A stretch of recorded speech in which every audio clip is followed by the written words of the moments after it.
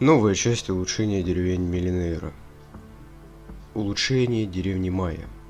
В предыдущей части мы с вами улучшали деревню византийцев, торговое поселение. Снимаю следующую часть поскольку предыдущая набрала довольно много для меня лайков и просмотров. Спасибо людям, которые лайкали и смотрели.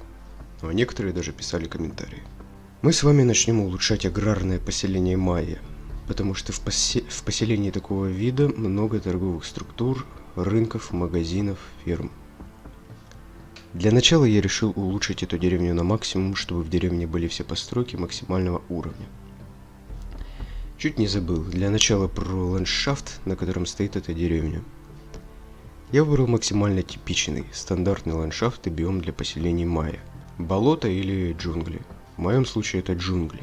Поэтому в процессе улучшения деревни я буду по максимуму использовать особенности местности. Для начала я дал жителям деревни все нужные строительные материалы, прочные эффективные инструменты, продукты, алкоголь, декоративные блоки, ну и строительные тоже. После чего даем поселенцам Майя построить все нужные постройки и улучшить их на максимум. После того, как поселение было завершено на максимум, я начал равнять ландшафт, убирать лишние деревья, закапывать ямы, убирать ненужные блоки и холмы.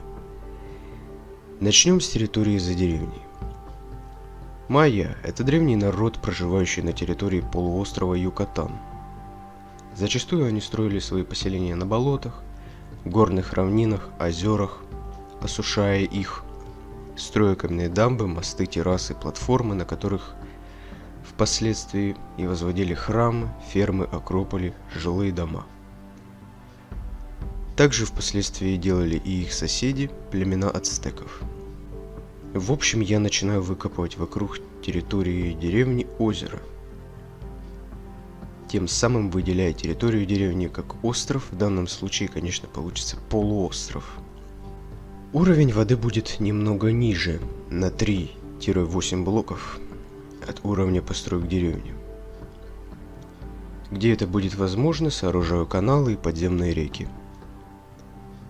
Края строений деревни я обношу слоем булыжника, где есть такая возможность, сооружаю причалы и доки. Также я не удержался и заказал все постройки и участки в этом поселении. На них позже сооружу что-нибудь уникальное. Также выкапываю небольшую систему тоннелей, канализации под деревней, которые будут объединяться и выходить за пределы деревни. Таким образом, все сточные воды будут попадать в озеро, на котором стоит это поселение. Из дополнительных построек на свободной территории деревни и за ее пределами я соорудил несколько храмовых построек, сады, а также не забыл про каналы, мосты, водопады и прочие декоративные моменты, подходящие к этой местности и биому. Ну а сейчас я проведу вам краткий экскурс по готовой деревне.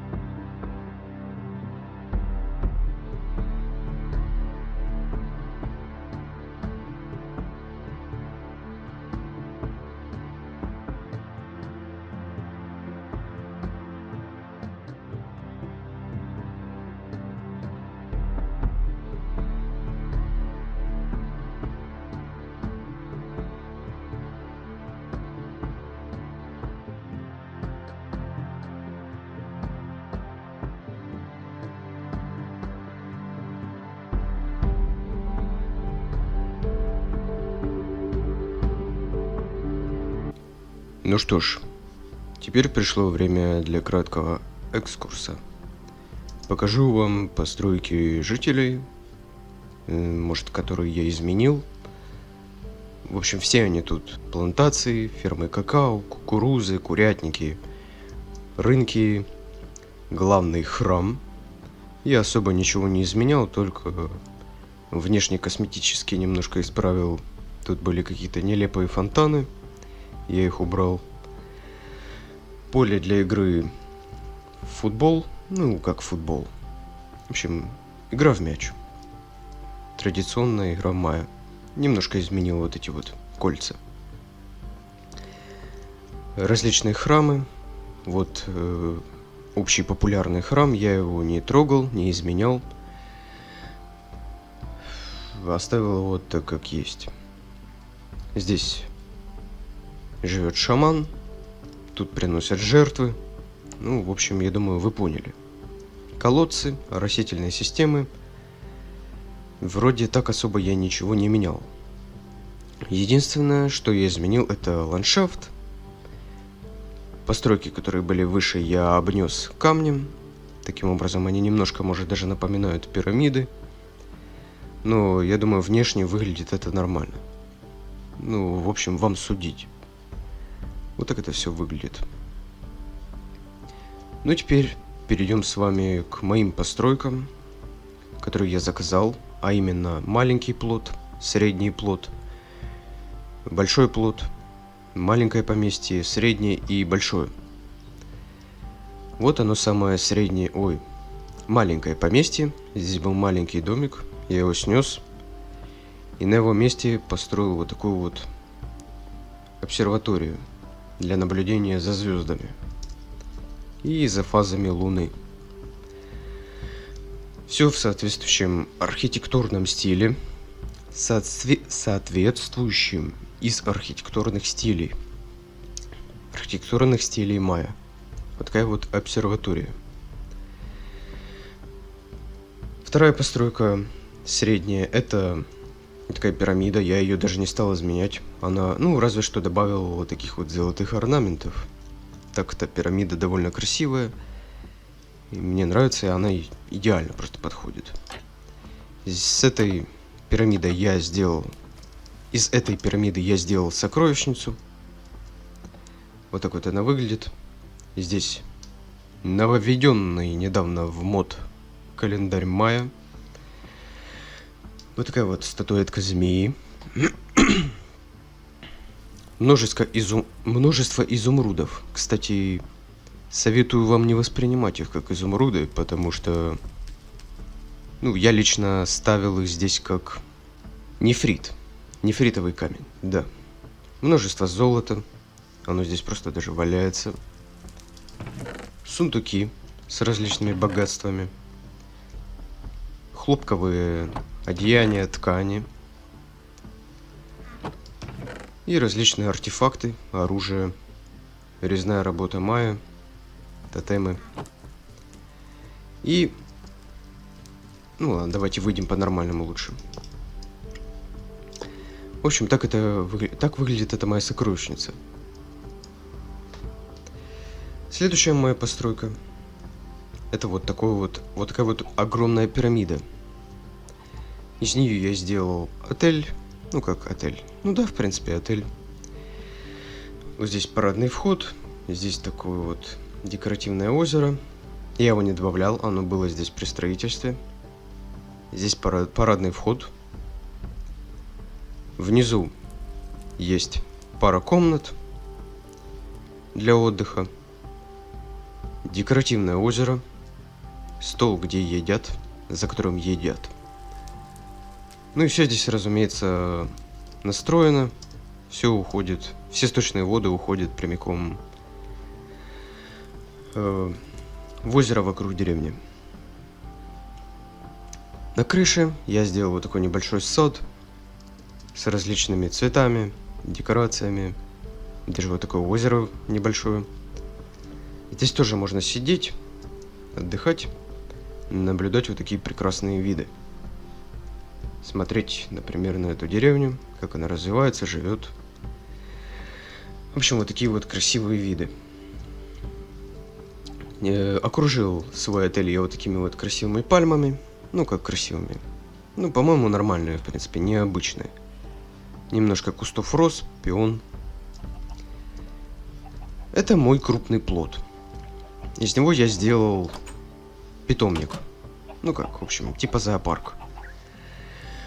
В этом зоопарке у нас есть курицы, зайцы, кролики, ламы, уникальные, кстати, для этой местности, завезенные, попугаи, разной окраски. Ну и коты. Коты домашние. Я вообще спавнил здесь оцелотов, но они диспавнились и постоянно исчезали. В общем, просто представьте, что здесь оцелоты.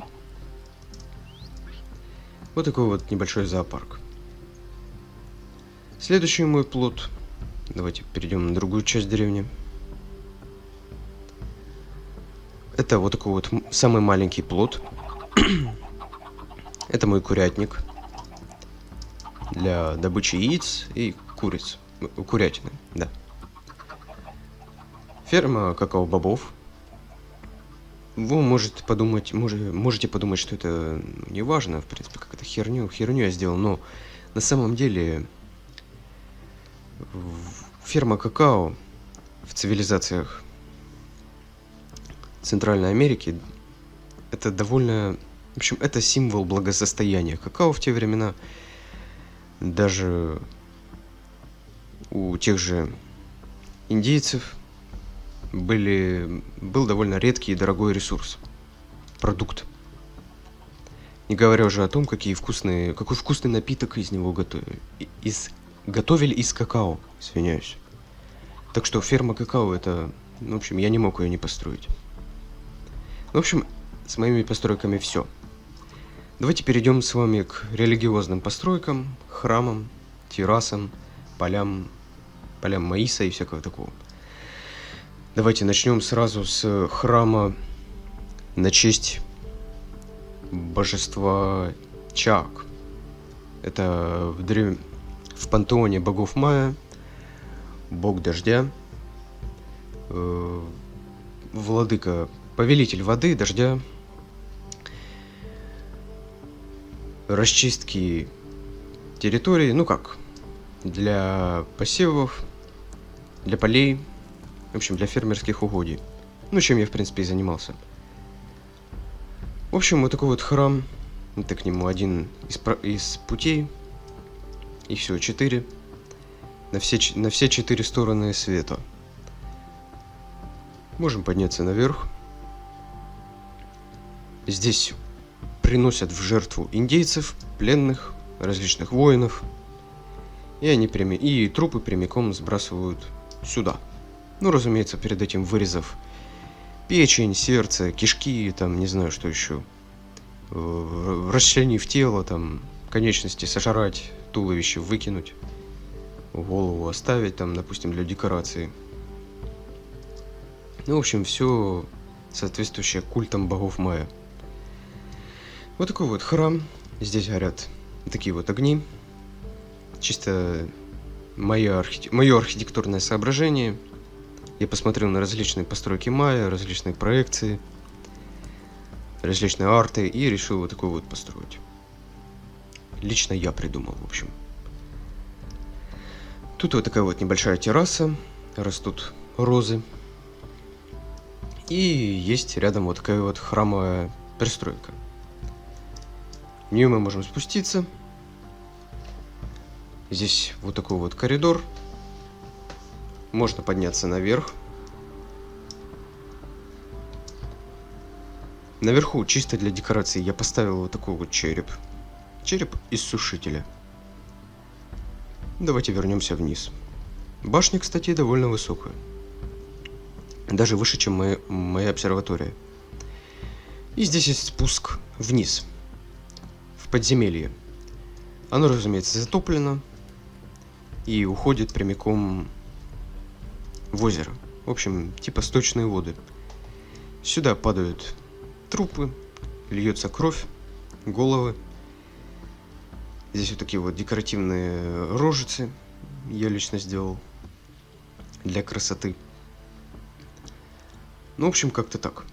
Какой-то вот такой вот храм в честь бога Чака.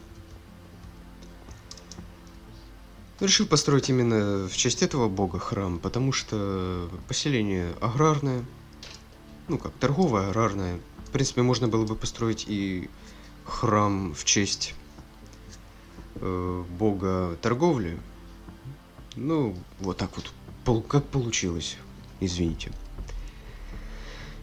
Дальше здесь идет такая дорога. Мост, разумеется, на другую сторону. Ну, уже в джунгли. В общем, выход из деревни. И здесь вторая жертвенная пирамида, второй храм. Тоже в честь бога Чака. Сюда тоже сбрасываются трупы, головы. Здесь приносят жертву. Разумеется, все под открытым небом. Ну, в общем, как-то так. Ну и, разумеется, вся кровь, которая льется по пирамиде, стекает потихоньку сюда и прямо в воду. И, в общем, вы поняли всю эту систему. Теперь перейдем с вами к террасам. Вот такие вот декоративные террасы. Декоративный сад. Я сделал его специально таким заросшим. Много растительности, различных цветов, деревьев, озеро, лилии. Кувшинки, в общем. Это как декорация. Вот такой вот ручей, водопадик, еще один водопадик, и все уходит прямиком в озеро. Все продумано, все логично. Это мельница, но о ней чуть-чуть попозже. Давайте поговорим с вами вот об этих полях. Поля маиса, кукурузы, в общем, о чем я говорил. Чтобы эти поля приносили урожай, индейцы, соответственно, приносят в жертву богам, в данном случае богу Чаку. Ну, вот такие вот скромные посевы. Ну, я думаю, на эту деревню, на ее население хватит. Тоже вот такие вот небольшие террасы, декорации. Здесь ферма дерева. Вот такой вот ручеек. Все, соответственно, уходит за деревню. Вот такая вот система мелиорации, орошение, все орошается прекрасно. Соответственно, воды еще идут и из подземных источников, из непосредственно главной пирамиды, центра деревни. Вот такая вот мельница. Она работает таким образом, что вот это вот главный камень, это яма, сюда засыпаются зерна маиса. И, например, 4 этих самых индейца двигают этот столб, и он постепенно перемалывает кукурузные зерна в муку. Вот она даже сделала желтый коврик типа мука. Оцените как он.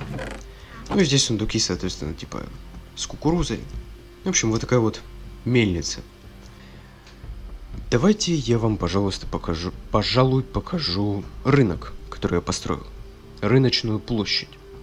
Вот она, самая рыночная площадь. Сейчас она пустая.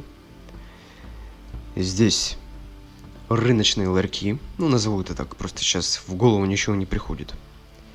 И здесь торгуют различными рудами, видами древесины, саженцами, различными драгоценными камнями, продуктами, цветами, драгоценностями, различными декоративными блоками, оружием, различными тканями. Ну, в общем, даже есть вот такой вот рынок птиц. Птичий рынок.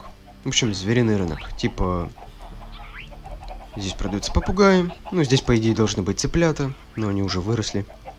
Курочки. Все это, соответственно, продается на рынке. Здесь рынок рабов. Ну, как рабов. Здесь просто рабы.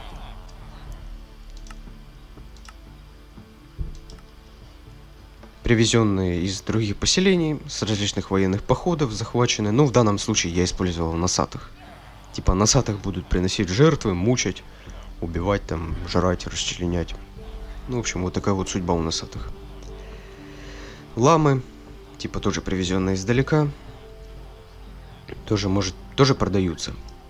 Ну, в общем, вот такой вот небольшой рынок. Ну и также я не беру во внимание рынок, который был здесь, у этого поселения, типа по умолчанию. Давайте перейдем с вами к порту, различным мостам, докам, дамбам. Вот это вот начало порта, первые доки. Здесь я даже сделал вот такое небольшое каноэ, типа пирога, с сундуками, с тыквами. Это башня, портовая башня, просто для наблюдения. Ну и как декорация. Вот такая вот башенка. Здесь стоят различные сундуки, сточные воды. Вот такой вот мост. Он ведет через речку, через озеро, на другую сторону. Вот еще портовые доки. Тоже различные пироги. Ну, я немножко построил, чуть-чуть поленился. Это дамба. Она не предназначена для того, чтобы по ней переходили, допустим, ну как... В общем, она не имеет такого же функционала, как мост. Просто дамба. В случае чего она здесь засыпается булыжником и... По сути, тут... Типа, ну вы поняли, в общем, вода не наполняет, допустим, ту часть озера. Если, допустим, какое-то наводнение. Вторая дамба, тоже на всякий случай. Вот такая вот постройка, это маяк. Ну как, маяк? Ну да, маяк, в принципе, не знаю, строили ли их древние майя. Ну, я соорудил вот такой вот примитивный. Ну, не примитивный, а, в принципе, соответствующий... в соответствующем архитектурном стиле. Вот такой вот небольшой деревянный мост. Навесной. Тоже соорудил на всякий случай. Ну и тут, соответственно, уже мостик. Давайте перейдем с вами к каналам, системам подземных речек. Ну, как это можно назвать еще, в принципе. Ну ладно, в общем, вот такие вот каналы, они идут через всю деревню. Здесь есть временами, местами вот такие вот ступеньки, чтобы, допустим, если кто-то упал в воду, мог подняться или спуститься намеренно сюда. Вот так вот оно все идет. Местами здесь в этот канал стекаются различные сточные воды. Вот как пример вот это. Вот тут. Ну и тут. Ну, я сделал довольно много, такое количество различных систем отвода воды, чтобы, допустим, если было наводнение, то деревню не затопило и вода спокойно ушла в озеро. И вот такой вот тоже сток, такая вот речушка подземная. Она тоже ведет к каналу. Вода с канала попадает сюда и все стекает в озеро. Ну и здесь вот такая вот система. Допустим, если подземные тоннели переполнены водой, вода начинает подступать сюда и уже потихоньку тоже идти сюда, вытекать отсюда. Опять же, все для того, чтобы деревню не затапливало. Так, давайте перейдем с вами к сокровищнице, тайной сокровищнице. Это уже последнее, что я вам хочу показать в этой экскурсии. Путь к ней довольно секретный. Так, почему здесь не каменные кирпичи? В общем, вот такая вот сокровищница. Она замурованная. Здесь тайный клад вождей майя. Ну, в общем, как-то так. Вот такая вот деревня. Оцените, как она вам. В всяком случае, я старался. Также хочу посоветовать вам подписаться на мой телеграм-канал. Присоединиться к нему. Ну, на этом вроде бы все. До свидания.